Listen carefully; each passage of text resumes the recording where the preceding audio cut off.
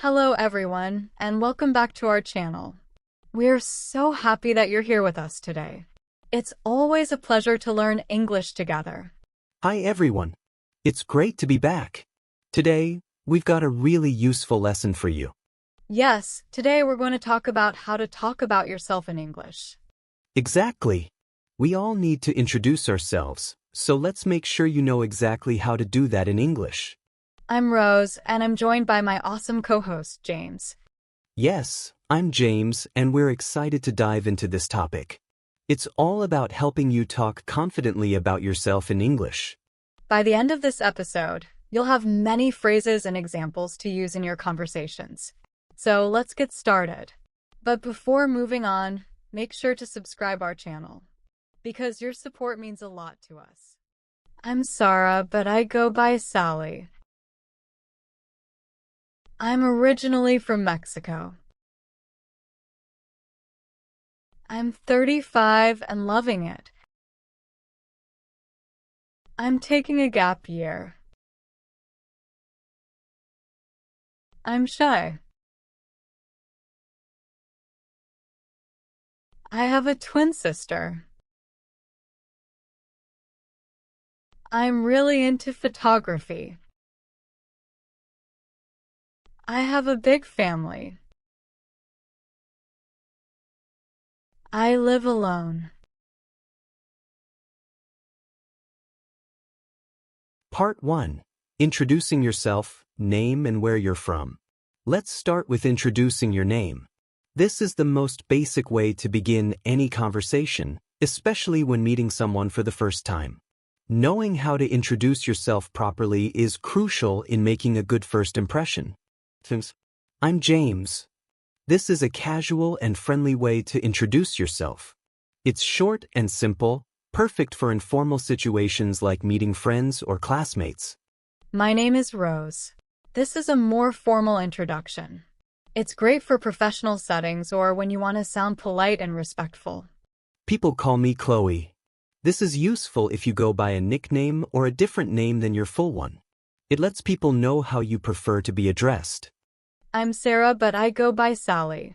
A similar approach to the previous one, where you explain that you use a nickname or a shortened version of your name. This can help avoid confusion if people know you by another name. Talking about where you're from. Now, when it comes to talking about where you're from, it's important because it helps others understand your background. Sharing where you're from is also a great way to start a conversation, especially when meeting people from different places. I'm from Canada. This is a simple and clear way to state your country of origin. It's effective when you don't need to provide any extra details. I'm originally from Mexico. Adding originally implies that you might have moved from that place. It gives a little extra context about your background. I come from Japan. Another casual way to express where you're from. Come from adds a personal touch and feels a bit warmer than just saying I'm from. I'm from Paris, France. Being more specific about your city and country can help the listener get a clear picture of where you're from, especially if it's a well-known place like Paris. I'm from a small town near Barcelona. This gives extra context about your hometown or region. It's especially useful if your town isn't widely known and you want to give more detail about where you grew up. I'm from New York City. For major cities like New York, you can just name the city directly. It's straightforward and clear, and many people are familiar with big cities, making it easier for them to relate to you. As you can see, when introducing your name, you can choose to be more casual or formal depending on the situation. You can also provide extra details about where you're from, like your city or even a specific neighborhood, to give more context and make the conversation feel more personal. Exactly. Whether you're just saying I'm from Canada or providing more details like I'm from a small town near Barcelona, it helps build a connection and sets the stage for the rest of the conversation. Keep it simple, but don't be afraid to share a little more about yourself. Part 2. Talking about your age. Now, let's talk about your age.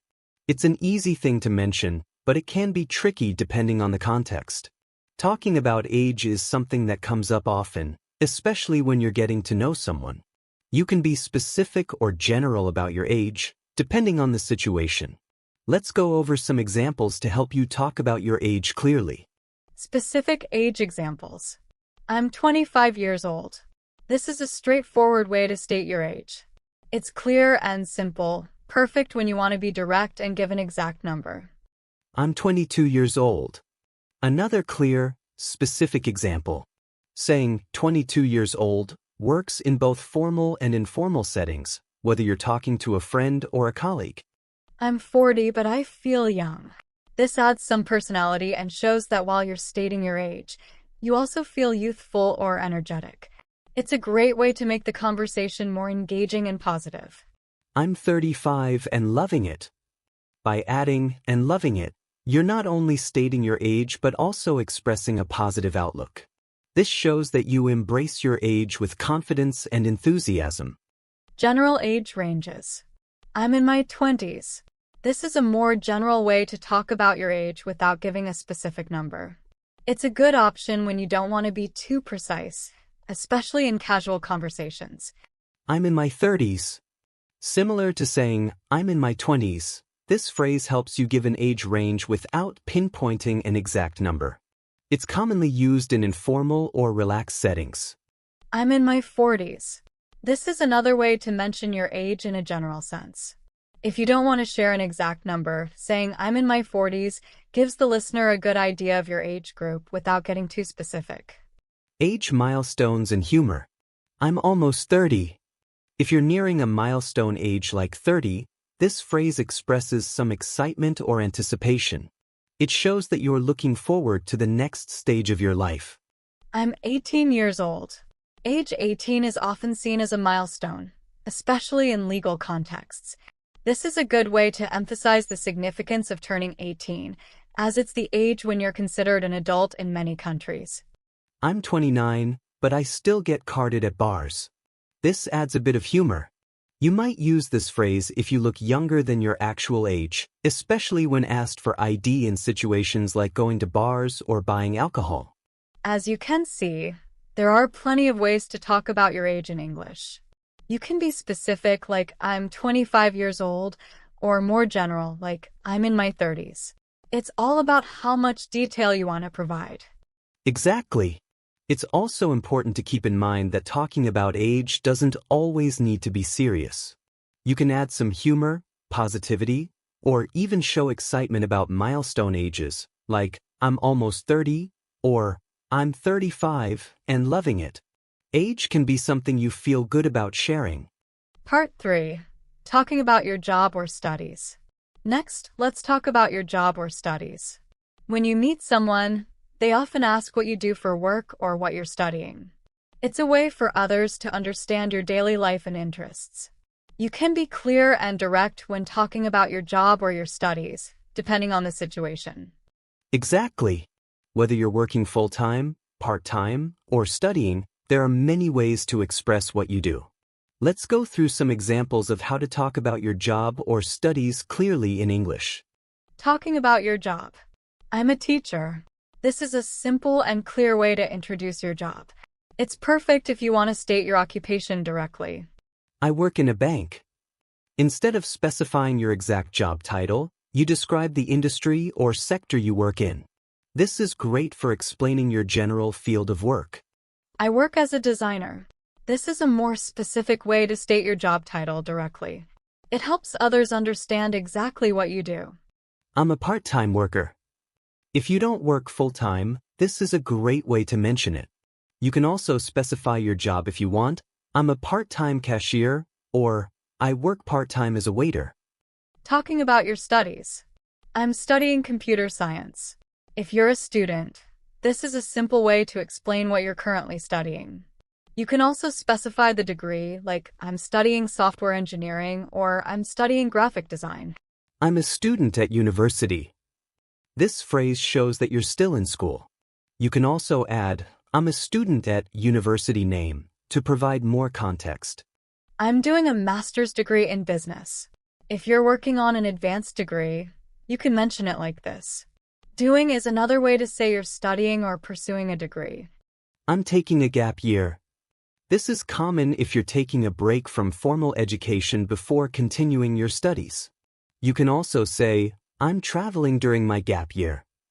Talking about employment status. I'm looking for a job. If you're currently job hunting, this phrase makes it clear that you're actively seeking employment. It's polite and clear when talking to someone about your job status. I'm a freelance writer. If you work for yourself, saying freelancer is a great way to explain your work situation. You can replace writer with any profession like freelance photographer or freelance designer. I'm a stay-at-home parent. If you're not working outside the home, this phrase makes it clear that your primary role is taking care of your children or managing your household. As you can see, talking about your job or studies is pretty straightforward. You can either mention your job title or describe the field you're in.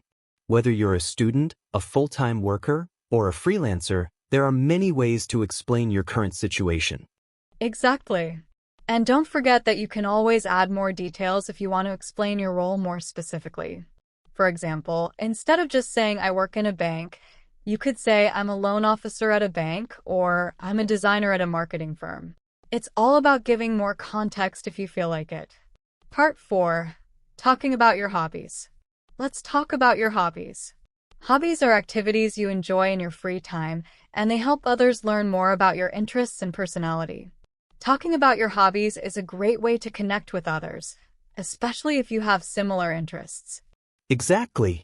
Whether it's something you do for relaxation, passion, or fun, sharing your hobbies helps others understand what you enjoy doing outside of work or school. Let's go through some examples of how to talk about your hobbies in English. I love reading books. A simple and direct way to talk about your interest in reading. You could specify the genre you enjoy, like I love reading mystery books or I love reading fiction. I enjoy cooking.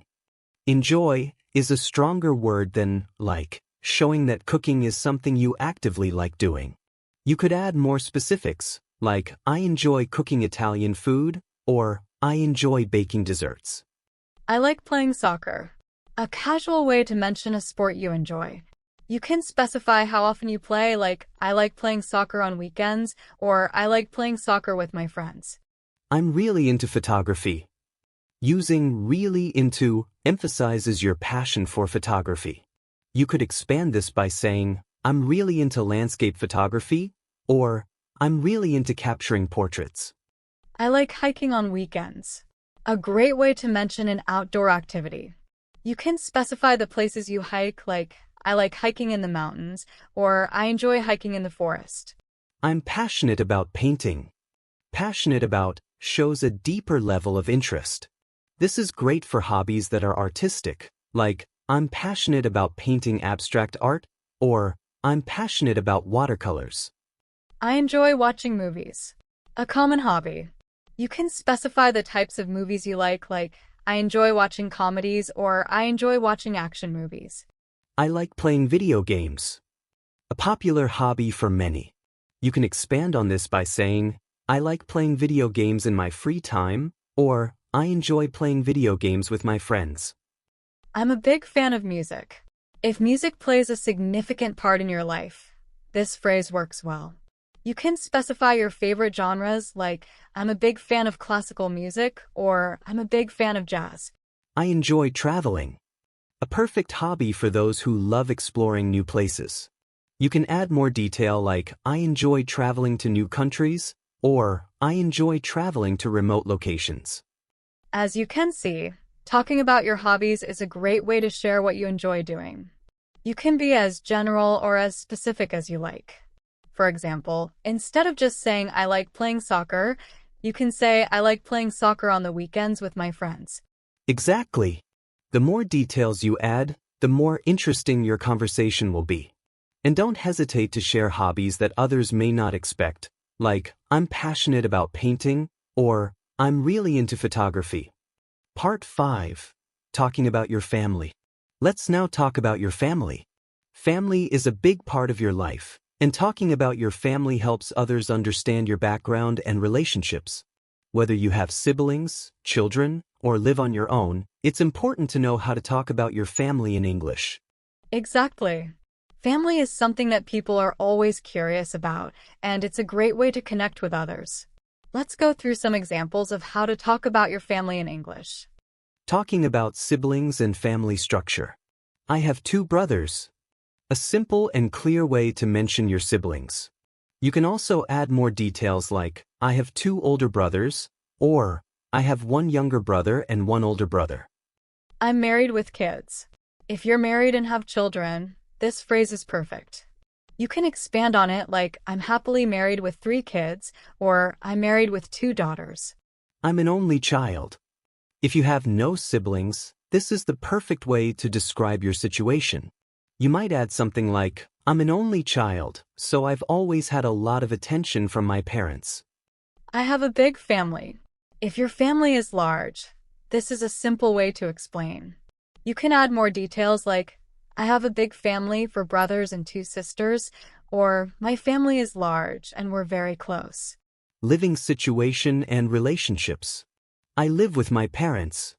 If you're still living at home, this phrase works well. You might say, I live with my parents while I save up for my own place, or I live with my parents, but I'm planning to move out soon. I have a twin sister. If you have a twin, this is a great way to share that detail.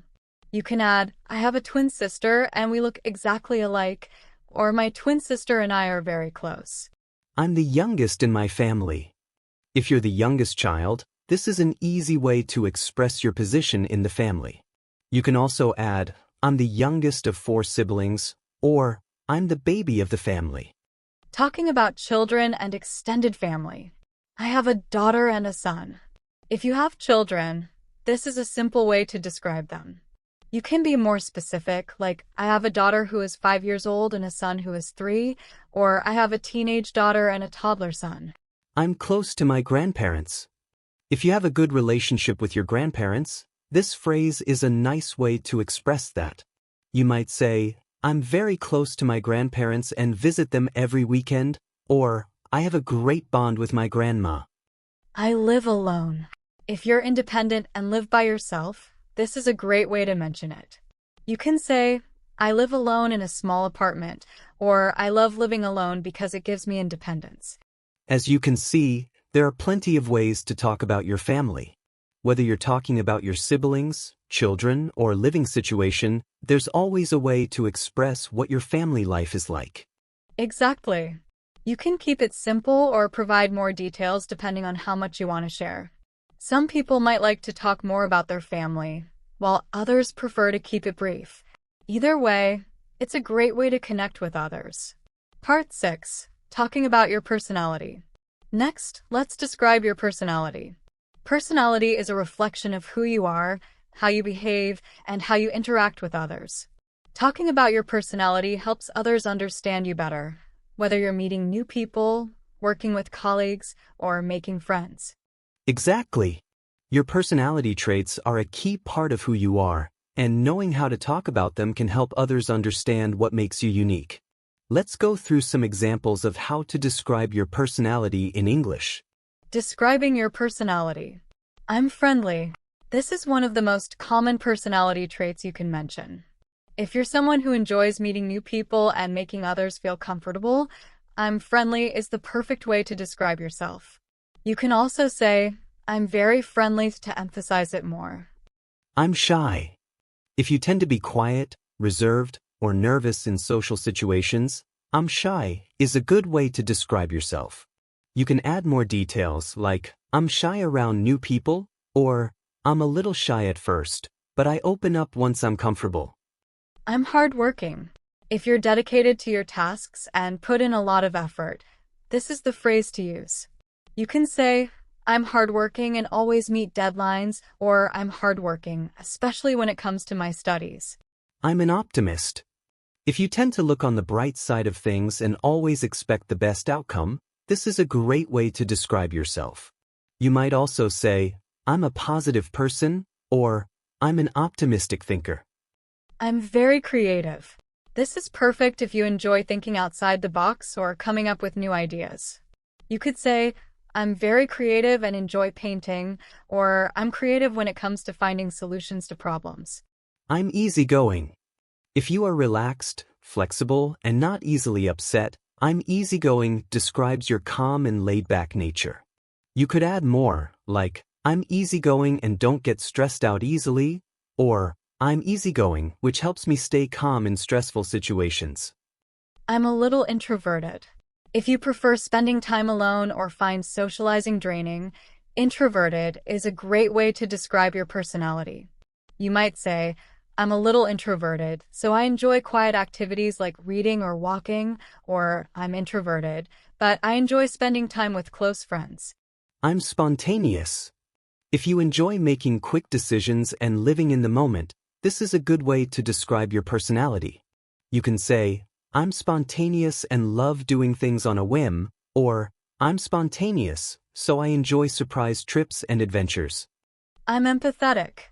If you have a deep understanding of others' emotions and can easily relate to them, empathetic is the way to go. You can also say, I'm empathetic and always try to help others when they're feeling down. I'm reliable. If people can count on you and you always follow through on your commitments, reliable is the perfect way to describe your personality.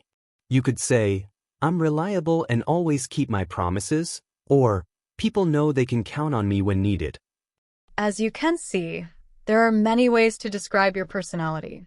Whether you're friendly, shy, or creative, each personality trait helps others understand what you're like. It's all about how you express who you are. Exactly. Personality traits can be positive or neutral, and you can combine different traits to create a fuller picture of yourself. For example, I'm friendly and easygoing, or I'm creative, but a little introverted at times. It's really about expressing who you are and how you want others to see you. Whether you're talking to friends, family, or colleagues, knowing how to describe your personality can help you connect with others more easily. Part 7. Talking about your goals or dreams. Now, let's talk about your goals or dreams. These are the things you aspire to achieve in your life, whether they're personal, professional, or long-term. Talking about your goals and dreams helps others understand what motivates you and what you're working toward. Exactly. Whether it's something you want to achieve in the near future or something you dream of doing one day, expressing your goals is a great way to share your ambitions with others. Let's go over some examples of how to talk about your goals and dreams. Talking about your goals or dreams. I want to travel the world. A common dream for many people. If you've always wanted to explore different countries and cultures, this is a perfect way to express your ambition. I hope to start my own business one day. If entrepreneurship is on your mind, this phrase shows your long-term career goals. You can also say, I hope to start my own online store, or I dream of opening my own cafe. I want to learn more languages. A great goal if you have a passion for languages. This can show that you enjoy learning and expanding your skills. You might also say, I want to become fluent in Spanish, or I hope to learn French next year. I dream of being a successful writer. If writing is your passion, this is a great way to express your career or creative aspirations. You could specify, I dream of writing a best-selling novel, or I hope to publish my first book soon. My goal is to finish my studies this year. A clear and specific academic goal. Whether you're finishing a degree, a certification, or a course, this shows your immediate educational objective. I want to get fit and improve my health. A common fitness goal. Many people aim to improve their physical well-being, and this is a great way to express that. You could also say, I want to run a marathon, or I plan to lose weight and stay healthy. I hope to travel more for work.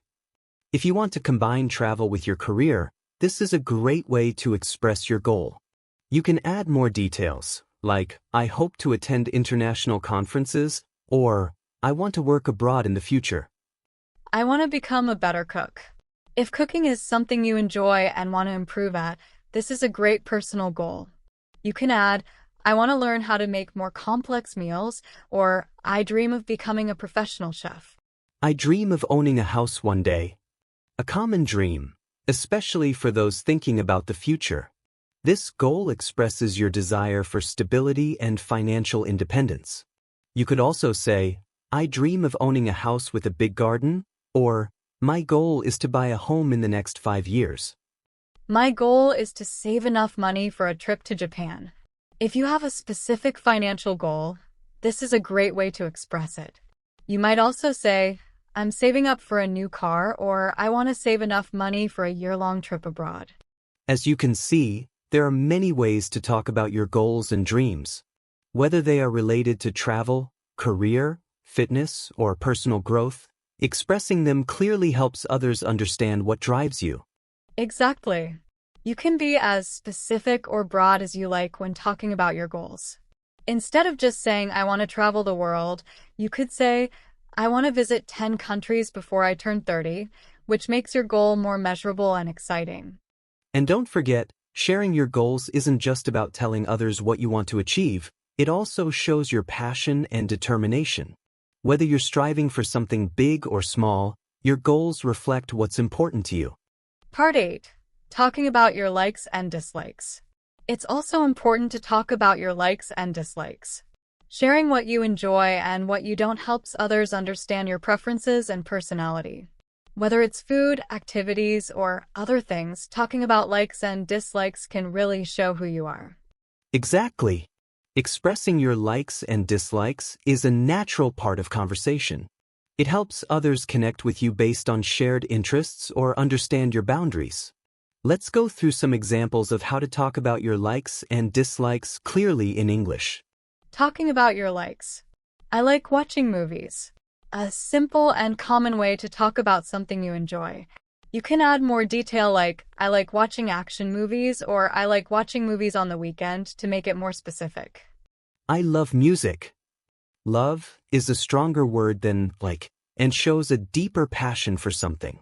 If music is an important part of your life, this phrase works well. You can specify genres, like I love classical music, or I love listening to jazz. I enjoy trying new food. Enjoy expresses a deeper level of appreciation than just like. This phrase is great if you're open to new experiences. You might say, I enjoy trying different cuisines, or I enjoy tasting dishes from other countries. I like spending time outdoors. If you love nature or outdoor activities, this is a perfect way to express that. You can specify activities like, I like hiking on weekends, or I like going for long walks in the park. I love traveling to new places. Traveling is a popular hobby for many. If you're passionate about exploring new destinations, this is a great way to express that. You could also say, I love exploring new cities, or I love going on spontaneous trips. I enjoy reading books in my free time. Reading is a relaxing hobby for many people. This phrase shows that you enjoy a quiet activity. You can add details like, I enjoy reading mystery novels, or I enjoy reading books about history. Talking about your dislikes. I don't like loud noises. This is a clear way to express something that bothers you. You can also say, I don't like loud music, or I don't like noisy places if you want to be more specific. I dislike being late. If punctuality is important to you, dislike is a good way to express your feelings. You can also add, I really dislike being late for meetings, or I dislike when people are late. I don't like waiting in long lines. A common frustration for many. You can also say, I don't like waiting for too long, or I don't like waiting in crowded places. I'm not a fan of horror movies. This is a softer way to say you don't like something. It's polite and less direct. You can also say, I'm not a fan of spicy food, or I'm not a fan of crowded places. As you can see, it's easy to talk about what you like and don't like. Whether you're sharing a passion for music, a love for outdoor activities, or a dislike for something specific, it's all about expressing your preferences clearly. Exactly. The great thing about talking about likes and dislikes is that it helps people understand what you enjoy and what you might not be into. It's also a way to connect with others who share similar interests or avoid things that make you uncomfortable. Well, there you have it. That's how to talk about yourself in English. Yes. By practicing these simple phrases, you'll feel more confident talking about yourself in English. Before we go, let's leave you with a question. What's something about yourself that you're proud of? Let us know in the comments below. Thank you so much for listening. Keep practicing and talking about yourself in English. You're doing a fantastic job. Keep up the great work. Take care, and we'll see you next time in another episode of Rose Podcasts. Bye for now.